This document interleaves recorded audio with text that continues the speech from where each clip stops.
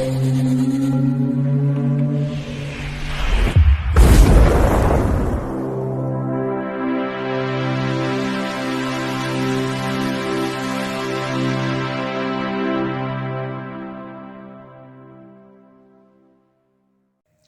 Bayek, it's me Ian.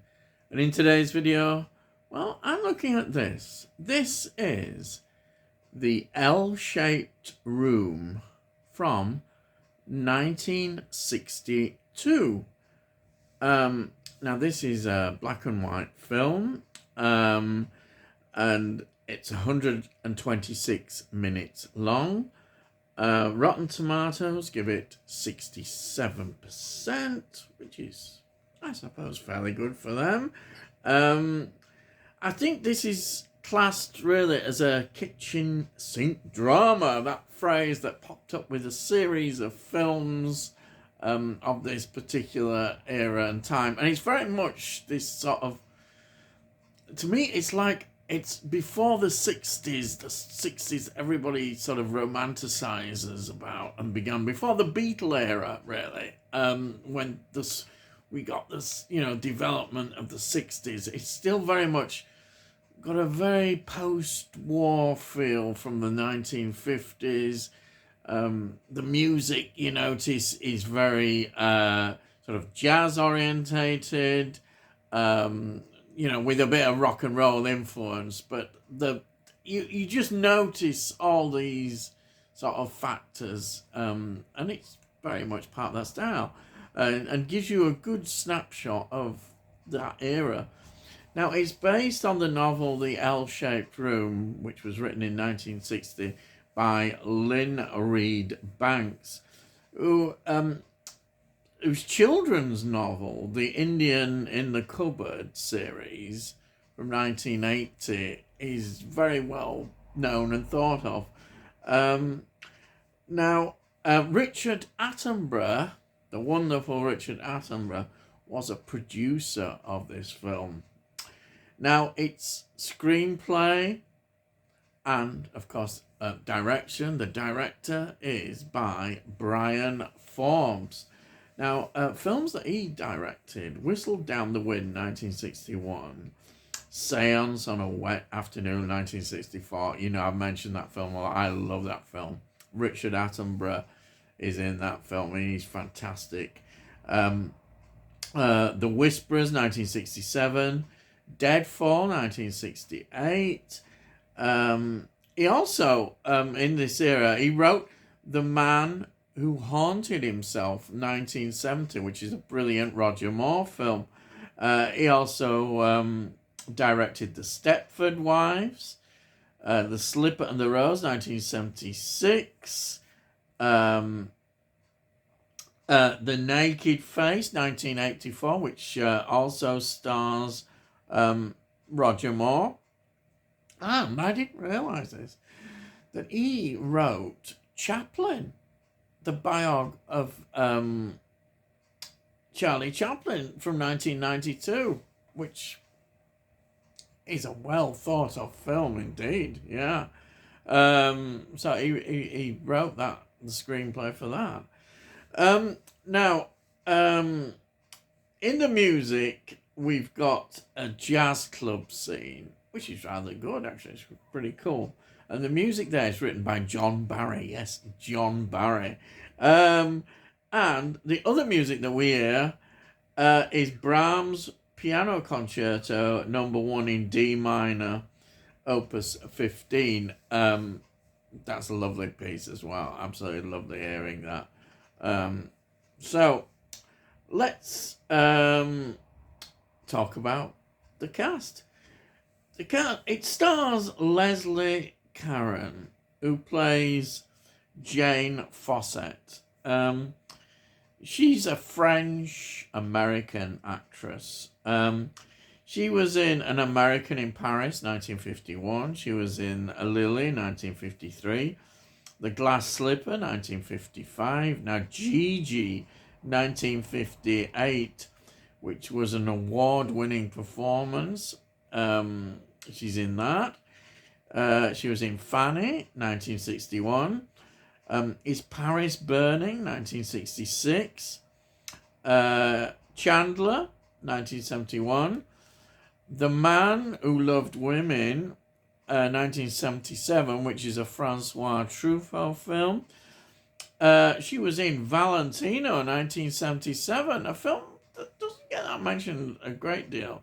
And yeah, it's a Ken Russell film as well. Damage, 1992. And Chocolate. Oh yeah, who doesn't love chocolate? All the time. Lots of it, please. That's from 2000. And she was in, a film called Le Divorcée from 2003. You like my French accents? No.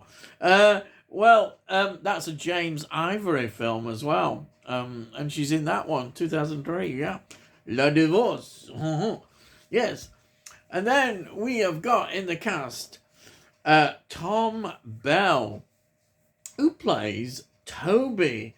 Now, he was in The Criminal from 1960. Great film. Stanley Baker. I'm on board already. He was in Payroll as well, 1961, which we've reviewed on this channel. He was in Ballad in Blue, 1965, which I've not heard of, and starred Ray Charles. Yeah, Ray Charles. He Rides a Tiger, 1965. In Enemy Country, 1968. Lock Up Your Daughters, or the title, 1969, is in that. Straight On Till Morning, 1972, which is a Hammer film starring Rita Tushingham. I remember reviewing that. It's quite a long time ago, but yeah, I think a lot of people think, wow, it's a Hammer film. Yeah, that was a Hammer film. He was in Royal Flash, which often pops up, 1975. Wish You Were Here, another good film, 1987. The Craze, we are on a fire out in 1990. Let Him Have It, 1991. I love that film. Christopher Eccleston in that. Brilliant film. Tube Tales, 1999. Devil's Gate, 2004. And Dead Man's Cards, 2006. These are just some of the films that Tom Bell has appeared in. Just some of them are fantastic. And then we've got, I think, a recognisable face as well. Brock Peters. And he plays Johnny. Cool character, really. He was in Porgy and Bess, 1959. And this is, I thought, wow, he's right. He was in To Kill a Mockingbird, 1962. He's the one that is accused of the rape. What an actor, and that performance in that film, with Gregory Peck, and what a film. Then he was in Major Dundee, 1965. Charlton Heston film, which is another great film. And then another film, Soylent Green, with Charlton Heston, 1973. Wow. And then, to top it all, if you're a Star Trek fan, you're going, wow. Star Trek IV, The Voyage Home, he was in that, 1986. Wow. And then he was in Star Trek VI, The Undiscovered Country, 1999. And he was one of the plotting villains, as I remember, in the Starfleet. Yes. And he was also in a film called Ghosts of Mississippi, 1996. Then we've got Cecilia Cortranage, who plays Mavis. She had quite a massive career in film and TV. She, in fact, was in films like Take My Tip from 1937. Miss Tulip Stays in the Night. What a title, 1955. She was in The Spider's Web, 1960. She was in Not Now, Darling, 1972. And just all sorts of films and TV appearances, and on stage she was a real amazing actress. And then we've got Bernard Lee. Aha! He pops up playing Charlie. Bernard Lee, well, obviously he's known as M in the Bond films, and he was in 11 Bond films between 1962 to 1979. That was Dr. No right through to Moonraker. But he was in earlier in his career, he was in Battle of the River Plate, important war movie, 1956. He was in Dunkirk again, 1958, and he was in a film that we've come across before and really love, which is Whistle Down the Wind, 1961. Oh yes, he was in that one, fantastic film. And he was in an anthology film, Amicus, first anthology, which is Dr. Terror's House of Horror from 1965. Remember Peter Cushing narrating that one, and all these anthology horror stories? Well, he's in one of those. Fantastic. I love the cast. I'm sold already. Yes. So you're saying to yourself, Bayek, what's the film about? Well, a young French woman, Jane Fawcett is her name, she's unmarried and she's pregnant, and we see the scene where she goes to the doctor. The doctor assumes that she's going to basically have an abortion or put it up for adoption, and she wants to keep the baby, and she moves into this, I suppose, it's a cheap London boarding house. The rooms are not brilliant, and well, she's there in this boarding house. And it's quite an interesting place. It's full of interesting sort of tenants that are in these various rooms and what have you. And she befriends Toby, and he's the crucial character in her life. Tom Bell playing Toby, and they develop a relationship really, and it's brilliant. I love the way he's a struggling kind of writer. He's waiting to get his big break, and it's wonderful. It's just a wonderful portrayal of their relationship.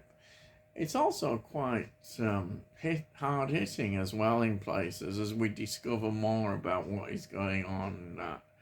And also, as I said, she has a lovely relationship with Johnny, the musician. Brock Peters, wonderful. They're friends, and he's very good as well.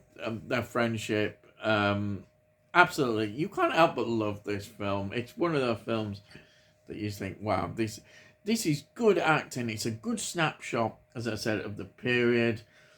And I think also it's important to say that these kitchen sink dramas of that period were giving something we've not always seen in filmmaking. That's why we see it, where you get a more sympathetic view of people that were often considered outsider characters.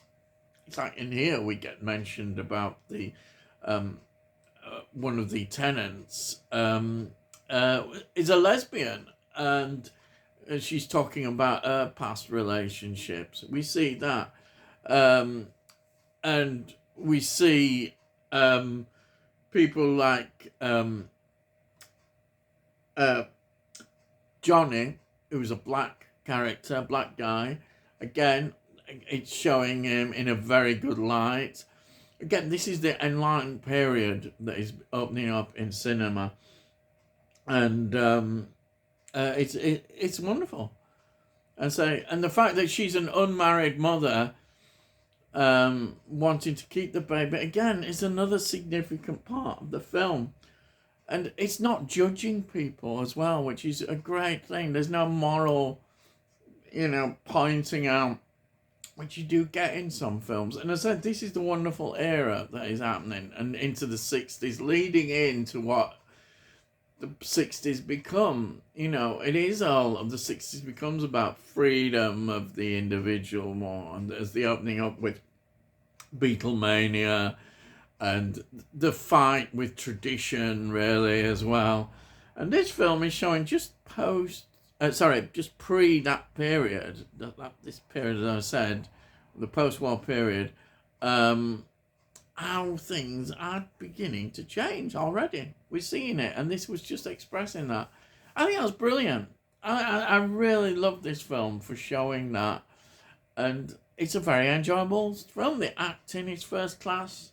You can't help but be drawn into these characters, and it's again, it's I've talked so much about when I get enthusiastic about film, love different types of films and all sorts. And this again is another film that you think, wow, I love this. I want to watch more of these films. Fantastic, highly recommended. And here's my DVD copy of it. Here we are. Then there's the back.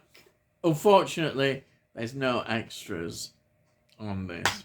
And I'm sure there is a Blu-ray copy. Maybe the Blu-ray copy is better. But this is what I've got. And there we've got a nice illustration on DVD. But yeah, really nice. If you could get some really good editions of this, it would be fascinating. And just looking at the whole period of these films, I think would be great. Taste of Honey, and that is that kind of film. Fantastic. Loved it. Highly recommended. And that's it. Yes, that's it. So, if you're new to the channel, please subscribe, and we'll let you know when I put out these videos. If you look in the playlist, you can see all the other films that I've reviewed, and also I do TV shows. You can see that, and a bit of music thrown in as well. Yes. And if you like this particular video, please give this video a like. If you give it a like, it gets it onto YouTube, and hopefully other people might enjoy it. And if you have any comments, please put your comments down. I love to read your comments. I'll always answer them. And that's it. I've gone on far too long. So all I've got to say is, I'll see thee again.